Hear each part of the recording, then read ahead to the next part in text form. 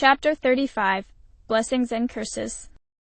Paya had been expecting an army to round the corner and pour through the doorway.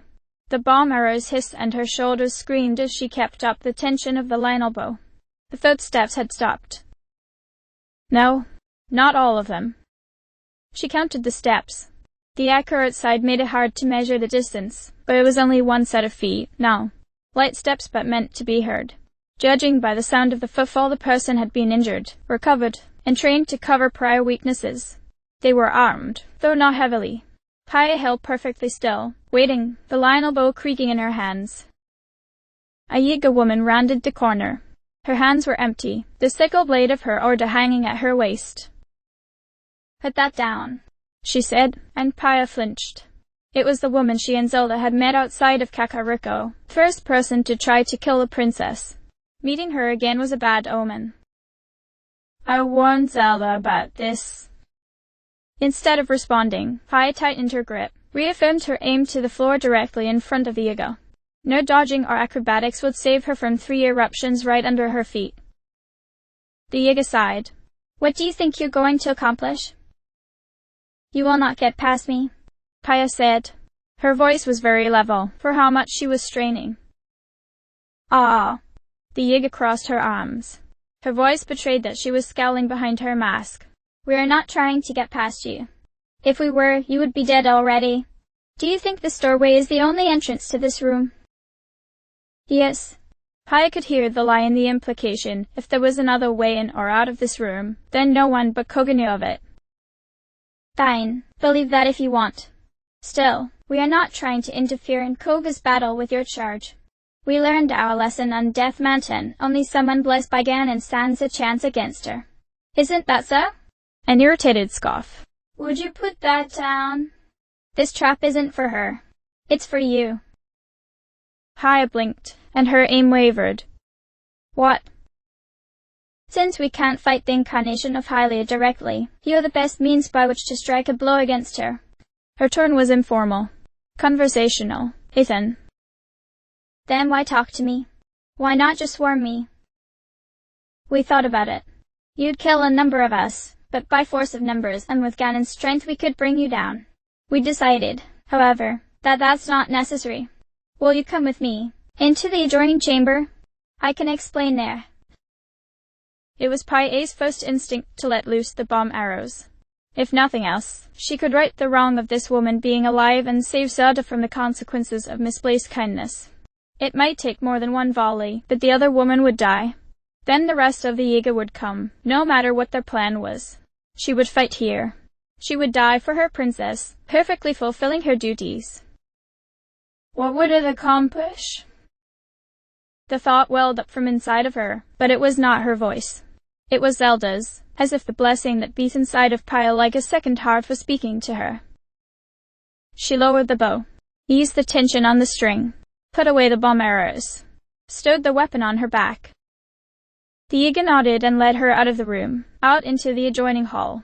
The other Yiga were there. She could hear the pounding of their hearts, the brushing of cloth against cloth, but the darkness clung to them, making them invisible. There had been a guard tower in its center, once, but that was gone now, leaving a wide space that was empty, even of malice. The Yiga stepped into that space, then turned to face Paya. Paya could feel the edges of that space, the square that the tower had once occupied. This was an arena. "Light the torches," the Yiga woman said. Up to that point, the city light of the malice had been the room's only illumination. Paya heard flints drop to steel in a dozen places, and a dozen torches flared to life, dispelling the darkness and letting Paya see her surroundings in detail for the first time. Yiga stood on every side of the square of cleared flooring, assassins and blade masters in staggered ranks. Malice flowed off of them, from beneath their masks and inside of their gloves, forming a miasma that would make Paya dizzy if she let it. She could not guess how many there were. She had been trained to judge how many people she might have to fight, but not in numbers like this. It was more like a troop deployment. She would have believed it if she'd been told that every Yiga warrior alive was standing in that room. Because she was herself, she looked for routes of egress. There was no one guarding the rafters, and the hallway toward the entrance of the fortress was similarly unprotected, but this scan was only reflexive. There were dozens upon dozens of warriors between her and the exit. There would be no escape. "So," she said, turning toward the woman who had brought her to this place, "what do you want?" The woman bowed, and before she spoke Pia realized the two of them were now part of a ritual, and the other woman was performing. "Servant of Hylia, the lie goddess, we seek your life. You, who have the blessing of Hylia, must be brought low by us, the acolytes of Ganon. Our grand leader, Koge, is already engaged in combat with your charge, and in his victory, we will be exalted in the golden eyes of the Dark Lord. However, for our victory to be complete, a servant of Koge must be proven superior to a servant of Hylia." Pia blinked. How much of that was truth and how much of it was lies? She couldn't pass the parts that were more or less believable. If nothing else, it was consistent. That was the only thing she could cling to. "What do you propose?" "Our proposal is simple. You and I will engage in single combat. If you should emerge victorious, you will be allowed to walk from this place. If the impossible should happen and Zelda triumphs over Koga, then we could hardly stop her from joining you." "I am best served by delaying until Zelda returns." She banished the thought from her mind. They would recognize it if she began to stall for time. Pia said, "And if I lose?" The other woman shrugged. There was a world of potential behind that shrug, and the malice in the room grew thicker and more cloying. "If you refuse, we will kill you where you stand. You will kill more than one of us, we are sure, but you will die, and we will wait while Koga kills Zelda. So, do you accept, cousin?" Pia looked around the room again. Blank non-faces stared at her, wearing a mockery of her people's symbol. Malice hung in the air. The torches were bright, but not so bright that this place lost its essential darkness. It was a truly miserable circumstance she had gotten herself into. "I accept." The other woman crossed the distance of the arena in one leap, leading with a knee aiming for Pia's sternum. Pia turned the blow aside by dipping with her shoulder, drew her sword, and jammed it into the woman's side, angling up and into the lung. With her left hand she struck the woman's windpipe, then her mask over the eyes. Then a fist slammed into the side of her head and the world exploded into stars. Something unbelievably heavy hit her in the ribs, and through the great fairy's protection she felt two breaking. She tore her sword free, smashed the hilt into her opponent's temple, and kicked hard for the diaphragm. She felt, rather than saw, the blow land, and pushed so hard that her opponent was sent stumbling back. Pia willed her vision to clear, biting down on her tongue for a bright lance of brilliant pain, and the clouds in her eyes dissipated. She looked at the other woman. The Yiga was standing still and sure. Malice oozed from the new hole in her diaphragm, only it wasn't oozing, because the hole was gone. The last visible mark of the wound left by Pia's blessed sword closed as she watched, and, just as visibly, the Yiga's crushed throat seemed to adjust itself back into its proper shape. The Yiga leaped again, her sickle blade in her hands. Pia caught the blow on her shield. She brought her arm up to block a punch, which smashed through her guard and rocked her head on her shoulders, sending her sprawling. Pia rolled. The blade cut the floor where she'd been moments ago, and she kept rolling. She kicked off the ground, felt the enemy's weapon tearing at her uniform, lashed out with her own sword. There was a spray of malice and blood, and then the woman was in her face again. Koga brought down the sickle blade and the ancient spear burst to life in Zelda's hands. The burning triple head of light danced in the air in front of Koga, tracing patterns meant to deceive the eye, and he staggered backward, scrambling as Zelda advanced in short, measured steps. She couldn't fight like Mipha, but her body remembered some small fraction of how to use a spear. That was enough. Resonance with the ancient armor has increased in energy output of my weapons by 80%. I'd estimate it. Even the light-scale trident wouldn't be more effective right now. Zelda allowed herself a tight smile. You're not supposed to know how to fight. Koga's scream was offended as he retreated, trying to bat away Zelda's weapon and earning a scorched hand for his effort.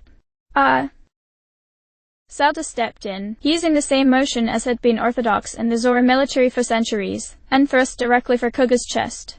The Yiga master leaped backward. The spear pierced on the empty air. Koga landed some 10 paces away, panting. Zelda could feel his glare from behind the mask. He's definitely a better fighter than a bokoblin, but he's nothing like the Yiga that we've met on the road. Pia was right. I can do this. If he was relying on beating me with his martial skills, then he's lost. Give me the thunder helm, she said again. You can't beat me, Koga. Koga made a sign with his hands, and lines of raw power unfolded from inside of his body. There was a sound that Zelda found disarming in its familiarity, electrical resistance made manifest. The Yiga Master flexed the muscles of his shoulders. 5 spiked steel orbs burst from beneath the ground and hung suspended 8 feet in the air. Each was broader than Zelda was tall. Each was attached to Koga by a line of energy very much like magnesis. Oh! Zelda collapsed the ancient spear and grabbed the shake slate from her belt. Ah! Koga's exhalation accompanied a thrusting forward of his hands. Zelda sank down into the goddess awareness, soaking herself in the power as the steel orb screamed across the canyon. She flicked the slate to the magnesis rune, fired, and heaved. Steel balls smashed into the walls of the canyon as Koga held them and Zelda deflected them. He could control more at once, but she was stronger and faster, achieving with flicks of her wrist and her mind what he could only gain by a labor of his entire body. Koga ripped the projectiles from their resting places and hurled them again, and Zelda adjusted them in flight, and Koga grabbed hold of them even as they shifted in directions, and in moments the two of them stood in the middle of a maelstrom as welling metal death sailed past each of them at speeds too fast for the unaided eye to track. Golden light bathed the air around Zelda as her senses were craned wide open, and malice boiled inside of and around Koga as his position shifted. Zelda barely moved. Koga was nearly dancing, reaching out with hands crooked into claws, pulling and thrusting at invisible lines of power. Zelda stopped thinking in words. She entered the space where engineers of her ilk sometimes find themselves, having left behind the language of the spoken word and thinking in a realm of numbers, of vectors, of conflicting forces that inform momentum and can predict the future.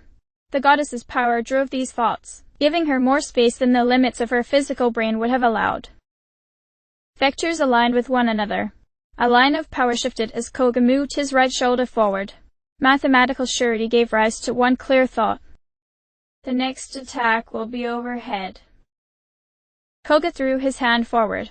The fourth orb broke out of its orbit and made a wide swing overhead, directly at Zelda. She caught it with magnesis, flung it to the left. Koga hissed, reached out for the deflected weapon, and Zelda adjusted the arc of the third ball by 4 degrees. Koga was reaching out with his hand when that ball smashed him into the ground, shaking the canyon with its impact. Zelda's adjustments were now more concrete and more direct. The second impact, steel on steel and flesh on stone, was much louder than the first. Then the other 3 steel orbs smashed into Koga, from different angles and different directions. The ground beneath the growing piles of spiked death began to crack. Malice flowed from beneath the pile of metal, the clearest visible sign that Koga was still alive. Zelda let go of the calculations and thought, will that be enough? In answer, Koga screamed, and the weapons he had summoned shattered as if they were made of glass. A maelstrom of malice and lightning carried the shards into the air, spitting them toward the sky. Instead of falling, they burned in the malice, twisting in the air and dissipating until nothing was left. The sound of a ringing bell filled the canyon, a harmonic voice that began to fold the roar of the malice into itself as Zelda let the power into the air. It doesn't matter how strong he is. It doesn't matter how much of Ganon's strength he can call upon. I have fought the blights of Ganon. I hold all of Hylia's power. I can stop him. She swallowed. The malice around Koga began to burn as he pulled it in toward himself. That light became denser, hotter as it was compressed into a smaller and smaller point. The sound it made was high-pitched, like the charging of a capacitor. Another emulation of the ancient technology. How far have the Yiga come? Koga, stop this. That won't work on me. Koga held the ball of molten light, darker than the malice and more blinding than the sun, in his hands. He was laughing. We'll see. Zelda began walking toward Koga. Distance would not make a difference. Here. The Yiga Master thrust his hands forward, and the destructive stream of plasma that split the air made a sound like 20 guardians firing simultaneously. The light of day seemed darker, even the light of Hylia seemed darker. The projectile moved so quickly that it was no wonder some had mistaken it for a ray of light. The beam was a foot away from Zelda's chest when Daruk's protection flared. There was a flash of crystalline red, a rushing of air as the impact force of the projectile was rebounded, and a renewed howl as the air was burned by the plasma a second time on its return trip. When the beam struck Koga in the chest, it did not explode into fire, as Guardian Blast did. All the energy it released was concussive, and much more focused. The rock wall 20 feet behind the Jägermaster crumbled. He made a low, difficult-to-hear sound. All at once his body seemed to catch up with the force, and he went hurtling backward. The impact his body made on the ruined wall of the canyon was small, kicking up barely any dust. "I warned him," she thought, and kept walking forward. She didn't know how much more she could do. A few more exchanges like that and she ran the very real risk of killing him. The possibility unfolded inside of her, and she shoved it away. No, if it happens, then it happens, but I do not need to think of it now. I refused her. I refuse. Despite what pains he must have been experiencing, despite the wounds that Zelda could sense in his body and the redoubled agonies of the healing conferred by the malice, despite what his rational mind should have demanded of him, Koga rose. He staggered away from the wall on unsteady feet, arms held out to his sides as if to catch himself if he fell. He walked far enough to leave behind the debris, to plant his feet firmly on the earth. He pulled himself into a standing position. From behind his mask he stared. Zelda stopped 20 paces away from him. The wind had fallen still. The power of the goddess continued flowing from her, and the malice flowed from Koga, but the world seemed to be waiting for them to do something, holding its breath. "Please," she said. "Please, no more of this." Koga stared. Then he turned his head to the left, very slowly. To the right, very slowly. Left again. Wide again. "Is he looking for someone?" "I was looking for your audience," Koga said. "Since it seems that you want to tell jokes." He was not being funny, he was shaking, she saw, and it was not the influence of the malice that was pumping through his veins. That shaking had reached his voice, as if he was barely holding together. All this time, and you have the gall to pity me, to want to have mercy on me." Zelda said nothing, thought nothing, only watched, listened. "The blood of the goddess, her authority manifested, betrays her truest servants and expects nothing to happen." His voice was a whisper, one that promised that if he shouted then the world would break. "Nothing. 10,000 years you, all of you, in the royal family, had the gall to wonder why we turned to Ganon, why we found new strength in the arms of a more faithful god." "Enough. Ganon will destroy you." Her voice was Hylia's voice, and it echoed off of everything. "You have consigned yourselves to oblivion. You consigned us to oblivion when you betrayed us. When she betrayed us through you. We are not fools. We know there is no place for us in Ganon's world." He held out his hand, as if to take hers from over 20 paces.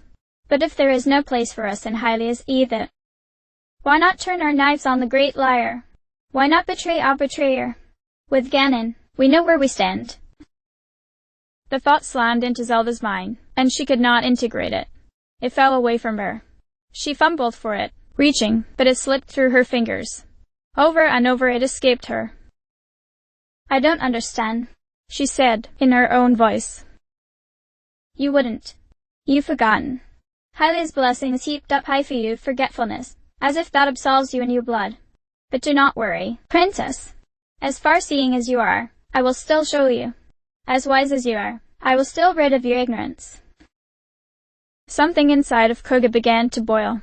The thing under his skin heaved and whirled, pressing up against the inside of his uniform, a nest of vipers underneath his flesh, pressing out against his musculature. The malice pouring out from behind his mask was no longer just smoke, it was fluid, running down his body, pooling on the ground in puddles that blinked at Zelda with great, golden eyes. "As strong as you are, I will still break you with the truth." She felt an echo, then, of a power far greater than any she had ever faced directly. She felt the earth spewing blood, and the courageous dying meaningless deaths, and the lives of heroes going out as the gods wept in the heavens. "You," she said, stopped, swallowed. He was still staring at her. The world seemed to have shrunk to this conversation. This point. "You went to the castle. You saw it. You saw everything. She could see it now, a man, like the one in front of her, but removed by time and by degrees of power, infiltrating the very war that waged at the heart of the universe. One man seeing light and darkness clash. One man who worshipped the dark, calling out to it. One man at whom the darkness looked back. It was impossible. It was unthinkable. And it was true. Ganon touched you. Changed you. Yes, Koga said. He sounded relieved and deliriously happy. I called out to my master, and my master answered. I, of all people in the world, carry his blessing. I alone have an answer to you. For a moment, just for a moment, the space between heartbeats, Zelda could feel the calamity there in the canyon, standing with her. Koga held his hands wide. So, you've only one, you wretched child of the lyre. I will share with you that blessing. I will show you the nothingness into which you cast us. You carry all the power of Hylia, but mine is the power of Ganon. Imagine a cup overflowing with bubbling pitch, as if the bottom has been cut away and it sits above an inexhaustible well, liquid darkness rolling and hissing and spitting as it flows down from the cut slip. Imagine that the cup is a man, and that his lip is hidden beneath a mask. Imagine that the flow does not hold for the problem of gravity, or of space, that it flows outward like a growing, living thing. The pitch opens its dozens of golden eyes. The man is smothered beneath it as the darkness conforms to his shape, but larger, leaner, more sharply defined than a human body could be. Koga rose up to the fullness of his height, and his head blocked out the light of the sun as Zelda looked up at him. His mask was so small on him now, nearly floating on the long-limbed bulk of his malice-infused body. Zelda realized she was shaking. Hylia's power threw strange shades on the wall as the light wavered. She couldn't stop. Why couldn't she stop? Koga spoke, in a voice that blotted out thought.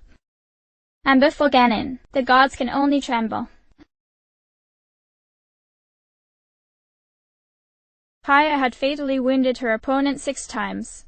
The other woman was stronger than she was, and with the malice driving her she could match Pailla's speed, but Pailla was still a better fighter. A blade puncturing the lungs, a blow to the third vertebra to knock it out of alignment, a palm strike perfectly angled to break the bones of the nose and drive them deep into the skull, through the Yiga mask.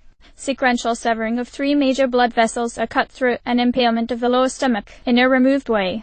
She was the better fighter. She was. She hadn't been sure, going into this. A fist drove into her diaphragm and she felt something rupture as blood forced its way up her throat and into her mouth. She could not draw breath, but hadn't expected to be able to.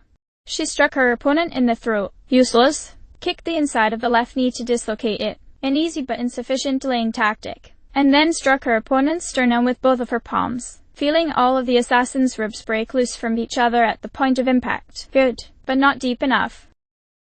The Yiga woman staggered backward.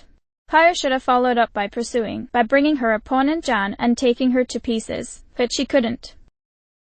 I lost the opportunity after the first exchange. If I'd known how much she could heal, I would have made sure it didn't matter. But now... Now the assassin stood in place, rolling her neck around her shoulders, languid and unconcerned. The bones in her chest were shifting and mending as Pailla watched. She was infested with the malice, so that her skin practically hissed with it. It felt as if she was holding many times more than any of the other Yiga. The touch of Zelda's blessing on Pailla's sword had been enough to destroy the malice in the assassin who had attacked them in Gerudo Town, but against this woman it only seemed to make the malice angrier. A gift from Koga. It didn't matter. Pailla checked her own limbs for the 7th time in the past few minutes. 2 broken ribs from the first exchange, but she'd been spared any other broken bones. Her left shoulder was still raw, still screaming, from when her opponent had dislocated it and Pailla had forced it back into place. After Pailla had turned the other woman's weapon on her, almost all of the Yiga's attacks had been with her hands, concentrating on blows to Pailla's diaphragm and midsection. She was well trained to withstand attacks on her abdomen, but she was bleeding internally. Badly before, and worse since that last hit.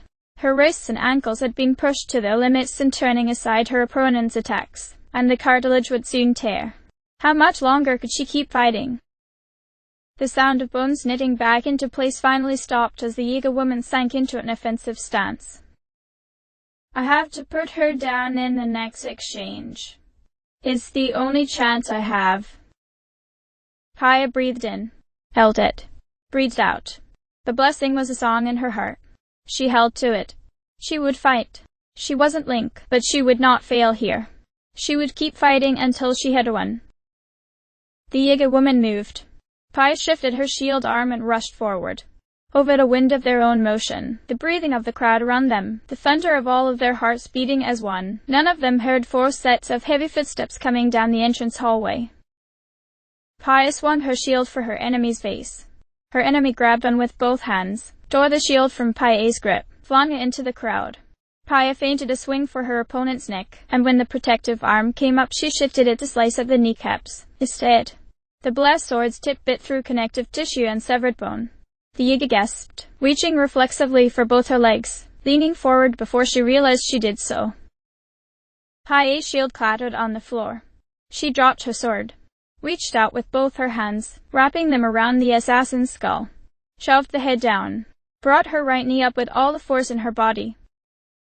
The first impact split the mask, sending white shards spinning across the arena floor.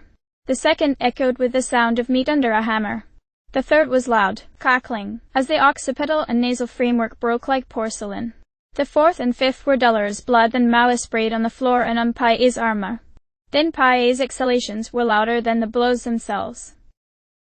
She let go, and the Yiga woman staggered back. Paya reached for her sword. Her fingers almost refused to obey her, but her grip on the hilt was firm. The sword was warm. She rose as the assassin still staggered, leading with her splayed left palm to orient her body along a line of action. She would take her enemy's head, then see if the malice could heal that. The assassin was already looking at her. Paya froze in place. The Yiga woman's broken bones, the entire assault just laid into her, didn't reflect on her appearance at all. The bones had broken, but the flesh was being held in shape by the malice under her skin. Only it wasn't all under her skin. The left half of her face was coated in it, the border between flesh and darkness forming a line running from her hairline above her right eyebrow down to her left cheek. Her left eye was nearly blocked up completely by the malice pressing in on it from all sides, but maybe that didn't matter. 2 more golden eyes had sprouted, one in the malice on her cheek and a much larger one beside the woman's own. The woman smiled. There was darkness in her mouth, but her teeth shone white. "Are you all right, cousin? You seem upset." A gust of cool breeze blew across the arena, and then it wasn't cool. It was cold. It was frigid, Paya's breath condensing in the air in front of her face. A man called out from the rear of the crowd, nearest the hallway toward the fortress entrance. "Ice rod." The 2 combatants turned their heads simultaneously as a wave of cold and wind passed over the crowd, condensing the ambient moisture in the air into a thin film of ice that clung to the dozen or so nearest the door. The smell of ozone filled the air as someone loosed a thunder arrow. There was an eruption of lightning that shot through the gathered Yiga like a blow from the gods. Paya moved first. The crowd around her erupted into chaos as weapons were drawn and voices raised and more thunder rang out, but she pushed it out of her mind. Her opponent was still looking toward the commotion. The Yiga woman didn't react before Paya gripped her malice-infested head with a crook of the elbow, pulled back, and ran her sword hard into the side of her opponent's neck. The blade's tip punched through completely, hissing with malice as it jutted from the flesh on the opposite side. There was a struggle. Then, in the midst of the chaos, and though the crowd surged and there were eruptions of ice and lightning, not a foot was set inside the ring. Both of the assassin's hands came up, clenching on Paya's arms, trying to break her grip while she heaved of bone and sinew. Her blessed sword was shining in its battle against the malice's corruption, but the eruption of fluid that sprayed from the other woman's neck was not blood. There was no end to it. She had to get the head off. An elbow landed in her ribs, breaking another 2. She kept pulling. Another elbow. She didn't know how many broke that time, but nothing she'd felt had ever hurt like that. She kept pulling. A third elbow struck home.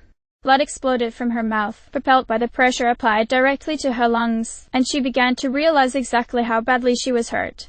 She realized she was beginning to drown. She let go and ripped the sword free and outward, kicked her opponent firmly in the back of the neck, fell backward, struggled to rise, to breathe. A figure in white and gold slammed into her opponent, knocking the much smaller woman sprawling. Paya tried to clear her vision again, looked up, surprised herself by how easily she remembered the woman in front of her. "Sir." "Oh, talking hurt." "Sergeant Liana?" Kid? Leona said, offering her a hand. Paya waved it off. Being pulled up by an arm sounded like the most painful thing imaginable. Leona withdrew her arm, looked at Paya hard, seemed to take note of her injuries. We came for Barda. She said you freed her. Where's the Thunderhelm? She breathed once, deeply, thought of how well her grandmother could speak in spite of pains, controlled herself. Zelda is retrieving it from Koga now. She will return with it shortly, and we can take it back to Gerudo Town. Leona's expression, above her veil, said that she was going through 1,000 possible scenarios in her head. The sounds of fighting behind her were unbelievable. We need to get to a more defensible position and hold out until she's finished. You should, Paya agreed. But I can't run. Then I'll carry you. Go on your feet. The voice from behind Leona said, She's not going anywhere. Paya had seen Leona practicing with her spear in the training yard. She was disciplined in the Gerudo style, and as strong as any warrior could be at 9 feet tall and with the broad musculature needed to fill out that frame. The sight of the Gerudo sergeant with golden spear in hand wailing on a small Yiga woman would have been ridiculous, except that when Leona saw the assassin's face she recoiled. The assassin smiled. Sergeant, Paya said, please don't interfere. She's my opponent. If you fight her, she will kill you and then she will kill your squad. None of your weapons can bring her down. The assassin's smile grew wider. Leona threw an angry, frightened look over her shoulder, though her spear stayed trained on the assassin's face. And yours can? The blessing that Paya held inside of her resonated with her sword, and Paya decided. Yes, but I need a moment. Leona's grin told through the wrinkling of her eyes. Well, Bully Air is going to kill us anyway when she finds out we stole that blizzard rod. Why not die fighting, right? She raised her voice over the din. Squad, form up on me. Hold this position for as long as you can. Leona stepped past the assassin, driving toward the crowd, forcing them back with her superior reach, thrusting and killing where she could. Waves of cold washed over all the gathered warriors of the Yiga, over and over, as Kata poured her vitality into keeping the masses locked down. Thunder arrows roared as Lena fired again and again and again, paralyzing those who were just beyond the cold's reach. Barda whipped, sweeping aside Yiga with her golden broadsword, and was shoulder to shoulder with Leona. Paya ignored it all. Her opponent ignored it all. They faced each other. I have been a coward. The pain in Paya's shoulder was unbelievable. She couldn't breathe. She stood with perfect posture, holding her 8-fold blade grip tightly in both hands, blade tilted ever so slightly forward. I cling to Zelda's blessing, to Hylia's blessing, as if it were a gift. But no blessing is just a gift. Whether intended or not, each is also a charge, an obligation, a tool. The Yiga warrior produced her sickle blade as if pulling it from the shadows, sank down into an attacking stance. She was still smiling, though that smile did not reach the golden eyes staring out from the darkness that had swallowed half her face. I must be willing to use it. I must be willing to perform my duty. They lunged at each other. The distance between them fell away to nothing. The world slowed to a crawl. The Yiga swung for Paya's neck. I must protect her. Paya parried, spun underneath the follow-up strike from the other woman's fist, laid with the tip of her blade, leaned into her shoulder, jammed her sword into her opponent's heart. By my blood and my blade. Paya reached inside of herself for the brilliant warmth of Zelda's blessing, that shining warmth that had been passed to her in Kakariko village, that was like a soft hand on her cheek. I must protect her. The blessed sword was a medium for the stronger blessing that Zelda had put inside of her. She willed it there, willed it into the blade, willed it into the heart of her enemy, felt as it passed from her, leaving an emptiness behind it, a warm emptiness, a happy emptiness, a fulfilled emptiness, but an emptiness. The blessing landed in the heart of the malice in her enemy's body. It shone. It flared. The Yiga assassin's eyes went wide for one brief moment before the malice covering her face began to burn away. The wave of force that struck Zelda sent her flying. If not for Hylia's power, she would have been dashed upon the stone. Her armor groaned under the impact, but she barely felt it. She barely felt anything. Koga's power, Ganon's power, filled creation like smoke filling an empty room. She was buffeted by it from every direction, darkness pushing in past Hylia's light, sending bright lances of pain that was more than physical screaming across the surface of her thoughts, raking hot coals across the stuff of her very being. She screamed, in that soundless space that was deeper than the body. She threw Hylia's power against Koga's and was met by a wall as vast as the Deku Tree and far more terrible. The wall laughed, struck out at her again. The impact destroyed her. She had to put her mind back together just to feel it. She wasn't even aware of her physical body now, it barely mattered. This was worse than the blights. This was worse than anything she'd ever seen. Anything she'd ever imagined. Is this the calamity? Surely it can't be worse than this. Surely there cannot be more. Koga laughed, and that laughter was the thunder. Poor princess, he said, and his voice echoed from everything more insistently than her own had. So buffeted about you have lost your sense of place. So buffeted about you have not noticed the most terrible thing of all. Most terrible thing of all? What a preposterous phrase. What a preposterous idea. There wasn't room for it. The pain was pushing it out. But the amnesiac clung to the words, and the princess clung to the sense of place, and the oracle clung to the light, and Zelda said in a voice that was whipped away in the maelstrom. What? Koga laughed. Did you forget how you came to this place? Did you think this was the only front of this battle? Gold. Silence. The pain was gone. The maelstrom was gone.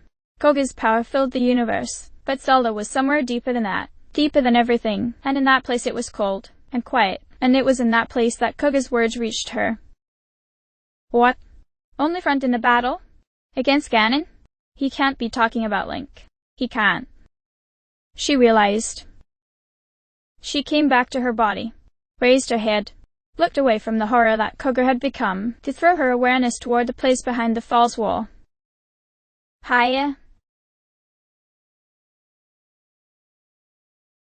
The other woman's face was clear of the malice as her strength drained out of her. Pi could feel the malice burning away inside of the Yiga, could feel as the blessing beat itself to non-existence against Ganon's power. The battle went on all around them. It didn't matter. In that moment, they two were the only ones in the hall.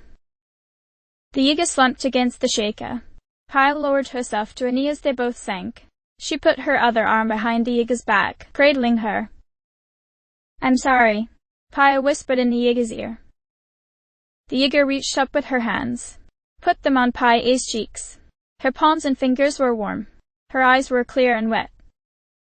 I'm sorry, too. The assassin's expression was neutral, blank, unreadable. There was malice on her forearms. Pi saw it too late. You lose, cousin, the Yiga said, and died. The malice had been all around Pi since she had stepped into the Yiga fortress. She had been inhaling particles of it from the beginning. She had been exposed to greater amounts of it in their trek through the hideout, and especially in Koga's room. The malice had been hiding in her, she realized. Only Zelda's blessing had kept it in check. Without Hylia's power, and with the surplus power from the assassin's body. Her vision went dark as the malice swept through her body, and then her thoughts, and deeper still. The world was growing further and further away. Hylia? Zelda's voice reached out to her from across the dark.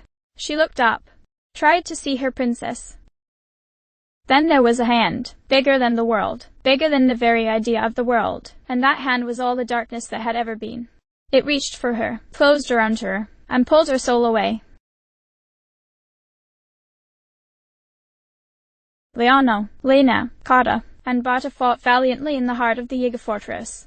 It was a losing battle, but they were holding out, through bitter reach and a squad's training and an advantage in their weapons planning. All of their focus was on surviving. They did not see the last exchange between Payet and her opponent. They did not see as both women collapsed to the ground. End of chapter.